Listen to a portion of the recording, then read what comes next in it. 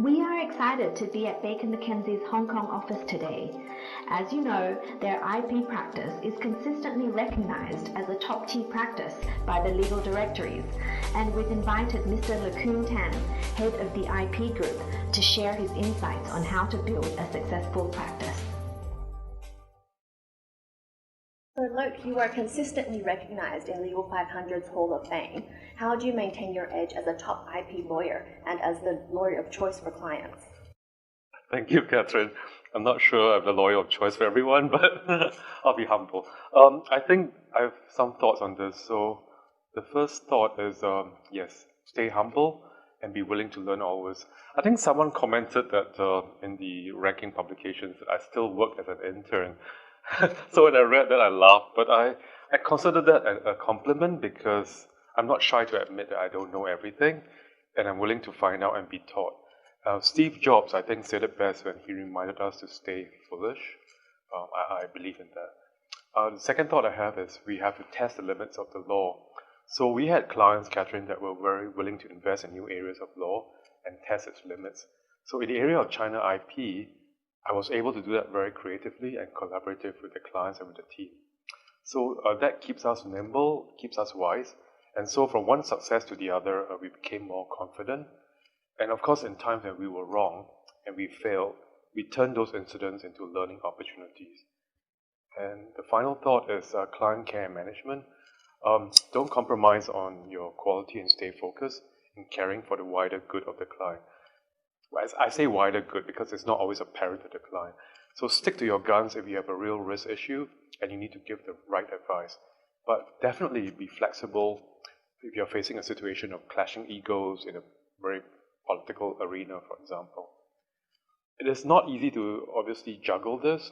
I would say you need to be a multi-thinker, multitasker as you juggle the law, the clients, and your inclinations. And I'm aware you've written a couple of books as well. Can you tell us more about that? Yeah, I mean, I didn't think that when I joined Baker McKenzie I'll end up writing a lot of books, which I did. And I think I learned that craft from the predecessor partners. They branded themselves very well, by writing books, and I wanted to be like them. I want to be, okay? So I wrote the trilogy of the China IP book. I had to fight with the editors to get a name, which is Pirates in the Middle Kingdom. And it's a way to brand myself and also the team. And it forced me to stay current, Catherine, and to deep dive into the laws and practices. So when we did it, no one in the marketplace had done it, so we were one of the first. I obviously had the support of my tribe of clients and Baker associates. It kept me on the cutting edge. And I think Loke makes a really important point about staying current. And I think that's something we all have to learn, whether in the legal industry or in other professional industries, to just be aware of what the trends are so we can continue servicing clients. Yeah. So Loke-Khoon, Baker's IP practice is consistently recognized as a Tier 1 IP practice in the directories. How do you maintain your success? My success, okay, Catherine, a big disclaimer from the start. No one can do it alone. It's all teamwork.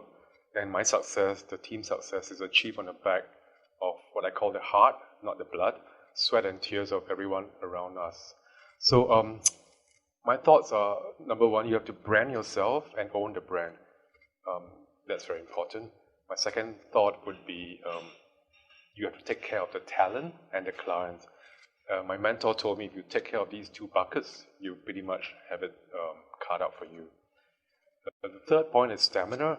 So you have to set up your short-term and long-term goals. And finally, be at the right place at the right time. I suppose luck comes in, seize the day, and that's carpe diem.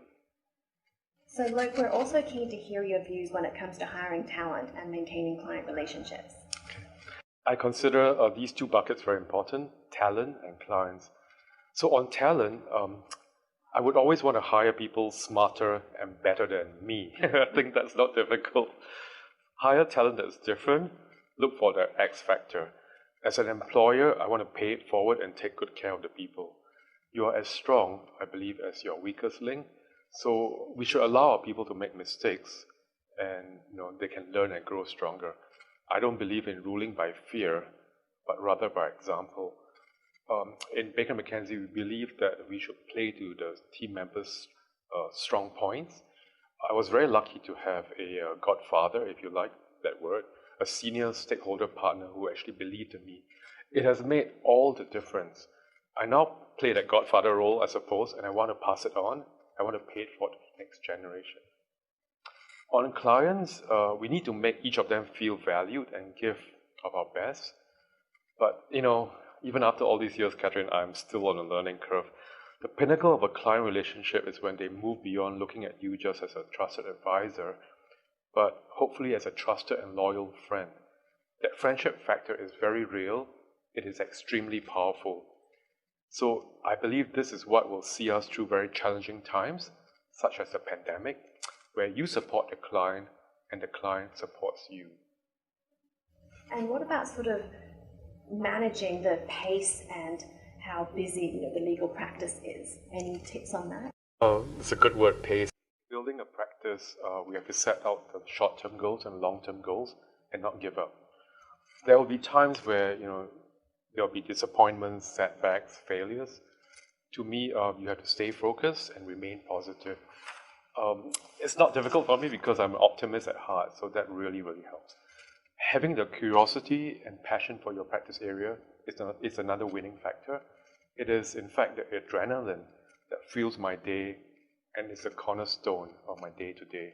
It's very, very infectious, and if you build up a team around your passion, they will be infected with the same passion, and then you can achieve that success as one team. And I do, have an additional sort of follow-up question to that. I'm curious, what made you passionate about IP law to begin with? I think it was a natural fit because I love the arts. So, movies, music, artworks, and copyright and branding, intellectual property, technology, it just, it's a perfect fit. The legal industry is undoubtedly a very challenging one. Loke-Khoon, we're interested to know what your tips are for overcoming challenges and if you've had any challenges along the way. So first of all, OMG. Can I say WTF? Oops, maybe not. I've had my fair share of typhoons and tsunamis. Being misjudged, having disappointments, losing your clients, losing a team under my watch, SARS, financial crisis, and now the pandemic. So overcoming these challenges, in my view, is a three-phase process: resilience, recovery, renewal. So pick yourself up, be grateful for what you have and start over, adapt and create new opportunities, trust your own instincts and work with others to rebuild and strengthen yourself and others. And most importantly, when you have had the early signs of success, celebrate and be thankful for those who have made it possible. And I think coaching helps. I definitely went through a lot of coaching to get strong when those things happen. So in fact, Catherine, I started at Baker McKenzie in 1989. It was a lifetime ago, right after the June 4 incidents in China. So the world was, turning topsy-turvy from it, and investors were fleeing from China. This was a challenge, but also, I think, opportunity. And Baker McKenzie saw that opportunity that involved me. I'm very, very lucky to be there at the right time, at the right place. I was able to ride the China IP wave and to grow the practice with my partners. Mm-hmm. So sort of on an ending note, if you had one last piece of advice for any aspiring lawyers out there watching this, what would you share with them? Thank you for that question. I think ultimately, success is a way of thinking. It is not a final destination. That would be my mantra. If you don't mind, I have a more sort of personal question. We're aware that you came out at the firm a couple of years ago, and you're very active in the diversity and inclusion space at the firm. Can you tell us more about the initiatives here? Thank you, Catherine. I'm very, very proud to be talking about this. I think, first of all, I want to say I should be so lucky. I would not be able to work at Baker McKenzie if this was a firm that did not celebrate diversity and inclusion, because it's important to me to be able to come to the firm and bring my full self to the firm, which means that, if someone came up to me and said, "How was your weekend?" I could say that, I hung out with my partner and we went to this event and that event. I didn't have to lie, I didn't have to go into the closet just because I came to work. So in the firm, I'm part of the steering committee for the GDIC. It's a committee that's set up by the firm. It's a very strategic committee that we look at policies in terms of D&I across the world. And I guess for our purposes in Asia Pacific, we focus more clearly on LGBT, of which I'm a big part, and gender diversity, and that includes the progression of women. We have a lot of activities, and we have policies in place, and we try to engage in the conversation. I think it's important that we talk about it and not pretend that it's not there. And of course, with all that's happening right now, particularly what you're seeing, the oppression, I suppose, across some countries, it becomes very real, and where your friends, your clients, your family members are all facing it. I think it's important for Baker McKenzie to state their position very clearly. And I think the firm itself is very lucky to have someone like you to champion all of these initiatives. Very kind of you to say that. Loke, you have an incredibly successful career, and as we know, being a lawyer, especially as a partner, comes with its challenges. Has anyone inspired you along the way? Thank you, Catherine, for that question. My late chairman of the firm, Paul Rawlinson, is an amazing, very charismatic, very kind leader, who opened the doors for me to come out in the firm. He placed me on the firm's diversity and inclusion committee because he knew that it would give me the platform to be who I truly am and to bring my full self to work. So Paul inspired me in so many ways.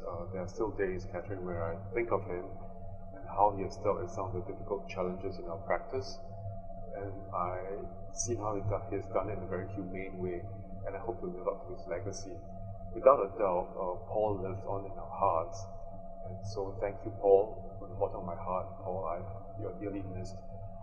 Our new chair of the firm, Milton Cheng, is as inspirational. He has the privilege, of course, of leading the firm on the back of Paul's legacy, and he will bring his own special brand to the firm. But I believe that it's in times like this pandemic, that the true colors of leadership are in full display, and we're very grateful to have Paul's legacy and also to have Milton and our executive committee lead us during this time. I hope to live up to all these examples. I feel confident that we'll be stronger than before.